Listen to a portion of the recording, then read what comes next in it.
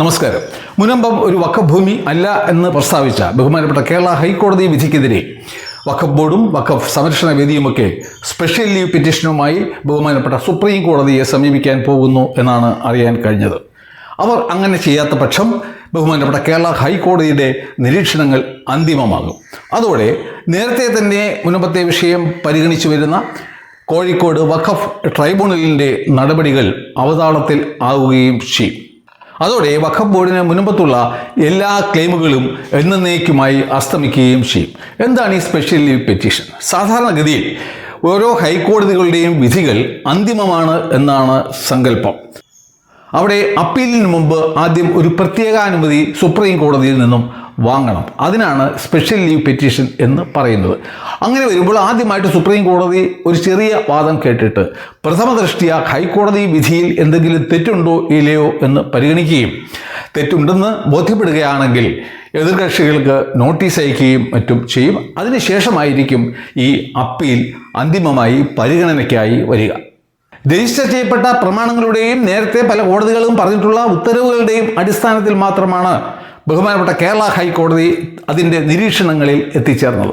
ഞാൻ ആ രേഖകളൊക്കെ നേരത്തെ തന്നെ പഠിച്ച് മനസ്സിലാക്കിയിട്ടുള്ള ഒരു വ്യക്തി ആയതിനാൽ അതൊക്കെ 100% ശരിയാണെന്ന് എനിക്ക് തീർച്ചയായിട്ടും പറയാനും സാധിക്കും.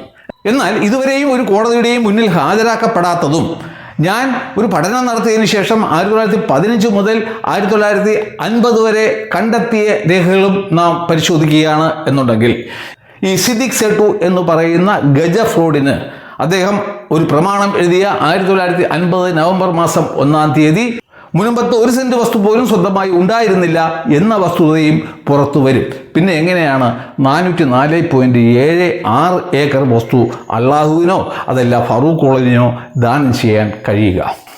കേരളം കാണാതെ പോയ ഏറ്റവും വലിയൊരു ഭൂമി കുംഭകോണം ആയിരുന്നു അത്. അതൊന്നുമല്ല ഇന്നിവിടെ നമ്മുടെ ചർച്ചാ വിഷയം. അഥവാ ഈ വഖഫ് ബോർഡും മറ്റും സുപ്രീം കോടതിയിൽ SLPയുമായി പോവുകയാണ് എങ്കിൽ ബഹുമാനപ്പെട്ട സുപ്രീം കോടതി ബഹുമാനപ്പെട്ട കേരള ഹൈക്കോടതിയുടെ ഉത്തരവിനെ തള്ളുമോ കൊള്ളുമോ എന്നുള്ളതാണ് ഇവിടുത്തെ ചർച്ചാ വിഷയം. പ്രത്യേകിച്ചും വഖഫ് ബോർഡും മറ്റും കപിൽ സിബലിനെയും മറ്റും പോലുള്ള 50 ലക്ഷം രൂപ വരെ ഫീസ് വാങ്ങുന്ന വളരെ വലിയ മുന്തിയ വക്കീലന്മാരെ ഹാജരാക്കും എന്ന് ഉറപ്പുള്ള ഒരു പരിതസ്ഥിതിയിൽ വഖഫ് ബോർഡും മറ്റും ഹൈക്കോടതി പറഞ്ഞ കാര്യങ്ങളിൽ ഒന്നുപോലും തെറ്റാണ് എന്നുള്ള ഒരു ആരോപണം സുപ്രീം കോടതി മുമ്പാകെ ഉന്നയിക്കില്ല. ഉന്നയിച്ചു കഴിഞ്ഞാൽ സുപ്രീം കോടതിയും ആ വിഷയങ്ങളിലേക്ക് കടക്കും. തുടർന്ന് സുപ്രീം കോടതിയും പറയും കേരള ഹൈക്കോടതി പറഞ്ഞതൊക്കെ ശരിയാണ് എന്ന്. അതോടെ ഈ വഖഫ് ബോർഡിൻ്റെയും വഖഫ് സംരക്ഷണ വേദിയുടെയും മറ്റും കട്ടയും പടവും മടങ്ങും.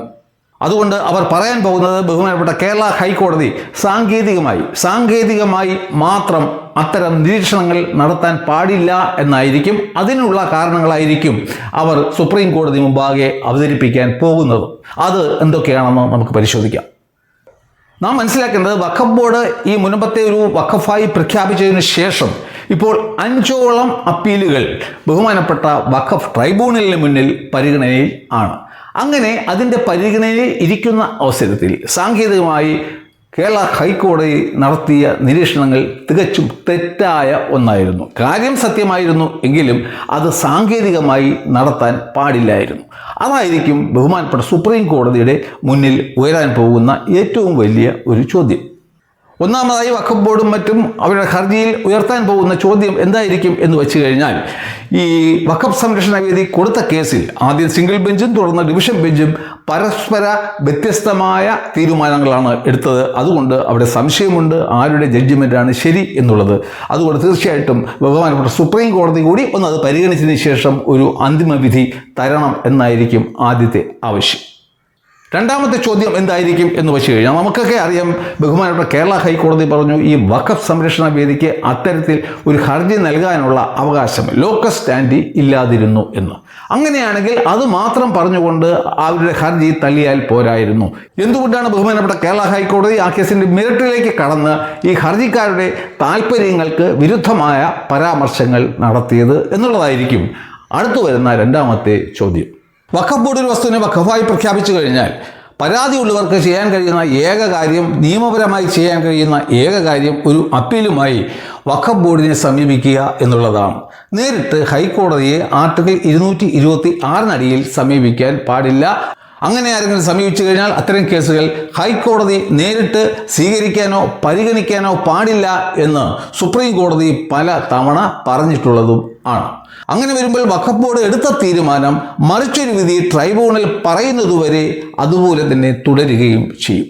എന്നാൽ ട്രൈബ്യൂണൽ ഒരു വിധി പറഞ്ഞതിന് ശേഷം ആ വിധിക്കെതിരെ ഉള്ള അപ്പീലിൽ ഹൈക്കോടതിയെ സമീപിക്കുന്ന വേളയിൽ ഹൈക്കോടതിക്ക് ഇതുപോലുള്ള പരാമർശങ്ങൾ തീർച്ചയായിട്ടും നടത്താൻ സാധിക്കും. അത് നിയമപരം ആയിരിക്കുകയും ചെയ്യും. അല്ലാതെ വഖഫ് ട്രൈബ്യൂണൽ ഒരു വിഷയം പരിഗണിച്ചു കൊണ്ടിരിക്കുന്ന വേളയിൽ ഏതെങ്കിലും ഒരു കക്ഷി, നമ്മുടെ വഖഫ് സംരക്ഷണ വേദിയെപ്പോലെ ഒരു കക്ഷി ആർട്ടിക്കിൾ 226 അടിയിൽ ഈ കമ്മീഷൻ നിയമനവുമായി ബന്ധപ്പെട്ട ഒരു വിഷയത്തിൽ ഹൈക്കോടതിയെ സമീപിക്കുമ്പോൾ ആ കേസിൽ ബഹുമാനപ്പെട്ട ഹൈക്കോടതി ഇത്തരം നിരീക്ഷണങ്ങൾ നടത്തുന്നത് തീർച്ചയായിട്ടും തെറ്റ് തന്നെയാണ് എന്നായിരിക്കും ഈ വഖഫ് ബോർഡും വഖഫ് സംരക്ഷണ സമിതിയും സുപ്രീം കോടതിയുടെ മുന്നിൽ ഉന്നയിക്കാൻ പോകുന്ന അടുത്ത ക്വസ്റ്റ്യൻ.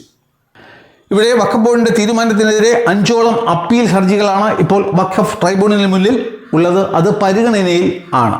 അത്തരം ഒരു വേളയിൽ ഇത്തരം നിരീക്ഷണങ്ങൾ കേരള ഹൈക്കോടതി നടത്തിയത് ആ വഖഫ് ട്രൈബ്യൂണലിൻ്റെ അധികാരത്തിന് മേലുള്ള കടന്നുകയറ്റം ആണ്. അത് അനുവദനീയം അല്ല എന്നായിരിക്കും അവരുടെ അടുത്ത ഗ്രൗണ്ട്.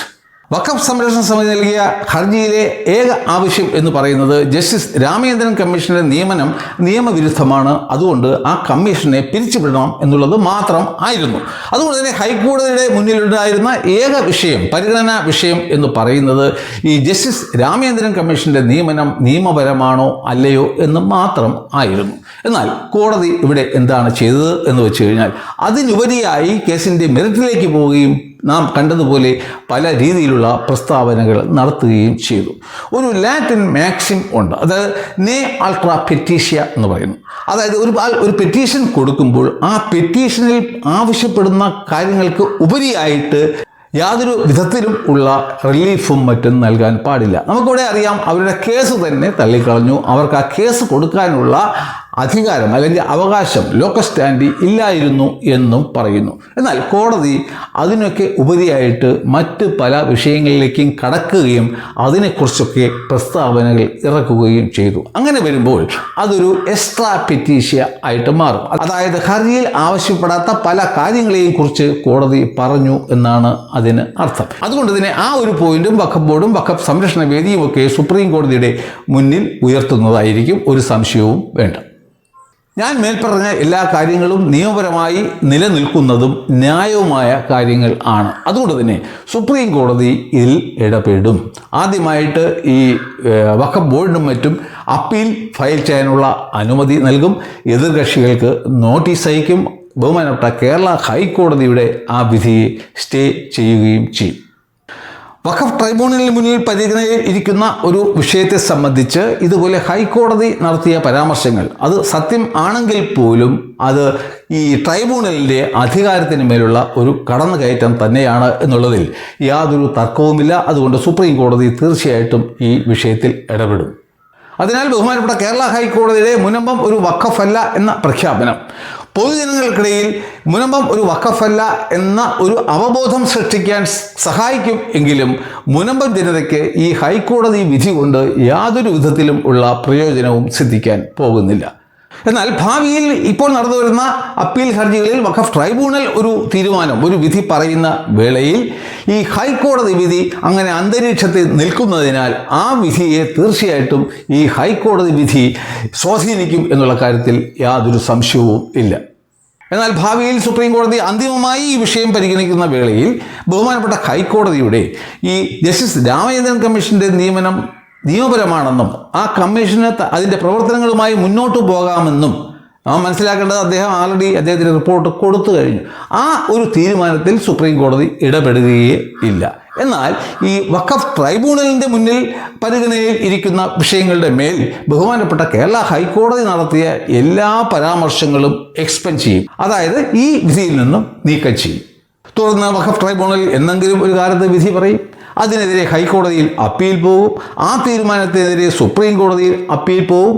അങ്ങനെയൊക്കെ വരുമ്പോൾ നിയമപരമായി അന്തിമമായി സുപ്രീം കോടതി ഇതൊരു വഖഫാണെന്ന് പറയുന്നതിന് 40-50 വർഷങ്ങൾ എടുക്കും. അങ്ങനെ നിയമപരമായ മാർഗത്തിലൂടെയാണ് ഒരു പരിഹാരം മുനമ്പം ജനതയ്ക്ക് കണ്ടെത്തേണ്ടി വരുന്നത് എങ്കിൽ അവരുടെ ജീവിതം കട്ടപ്പുകയാകും എന്നുള്ള കാര്യത്തിലും ഒരു സംശയവും ഇല്ല. എന്നെ സംബന്ധിച്ച് അവർക്ക് മുന്നിലുള്ള ഏക പരിഹാരം എന്ന് പറയുന്നത് പുതിയ വഖഫ് ഭേദഗതി നിയമത്തിൽ കൂടി പുറത്തു വന്ന സെക്ഷൻ 2A ആണ്.